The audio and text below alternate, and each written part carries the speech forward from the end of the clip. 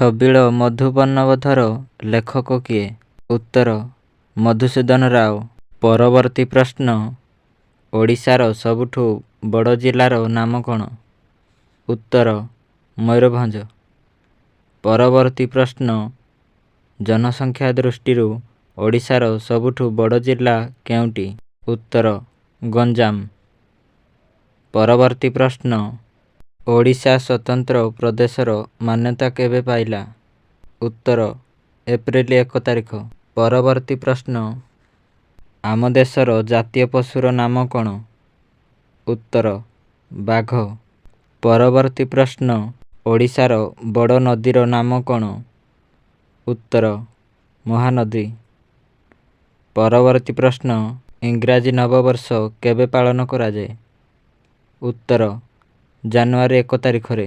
ପରବର୍ତ୍ତୀ ପ୍ରଶ୍ନ ଓଡ଼ିଆ ନବବର୍ଷ କେବେ ପାଳନ କରାଯାଏ? ଉତ୍ତର ଏପ୍ରିଲ 14 ତାରିଖରେ। ପରବର୍ତ୍ତୀ ପ୍ରଶ୍ନ ବିଶ୍ୱ ପ୍ରସିଦ୍ଧ ଶ୍ରୀ ଜଗନ୍ନାଥ ମନ୍ଦିର କେଉଁ ଜିଲ୍ଲାରେ ଅବସ୍ଥିତ? ଉତ୍ତର ପୁରୀ ଜିଲ୍ଲାରେ। ପରବର୍ତ୍ତୀ ପ୍ରଶ୍ନ ଓଡ଼ିଶାର ସବୁଠୁ ଛୋଟ ଜିଲ୍ଲାର ନାମ କ'ଣ? ଉତ୍ତର ଜଗତସିଂହପୁର। ପରବର୍ତ୍ତୀ ପ୍ରଶ୍ନ ଜନସଂଖ୍ୟା ଦୃଷ୍ଟିରୁ ଓଡ଼ିଶାର ସବୁଠୁ ଛୋଟ ଜିଲ୍ଲା କେଉଁଟି? ଉତ୍ତର ଦେବଗଡ଼। ପରବର୍ତ୍ତୀ ପ୍ରଶ୍ନ ଓଡ଼ିଶାର ମାତୃଭାଷା କ'ଣ? ଉତ୍ତର ଓଡ଼ିଆ। ପରବର୍ତ୍ତୀ ପ୍ରଶ୍ନ ଗାନ୍ଧୀ ଜୟନ୍ତୀ କେବେ ପାଳନ କରାଯାଏ? ଉତ୍ତର ଅକ୍ଟୋବର 2 ତାରିଖରେ। ପରବର୍ତ୍ତୀ ପ୍ରଶ୍ନ ସ୍ୱାଧୀନତା ଦିବସ କେବେ ପାଳନ କରାଯାଏ?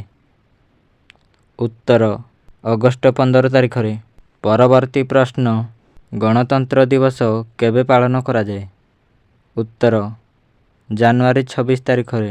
ପରବର୍ତ୍ତୀ ପ୍ରଶ୍ନ ଆମ ଦେଶର ଜାତୀୟ ପକ୍ଷୀର ନାମ କ'ଣ? ଉତ୍ତର ମୟୂର।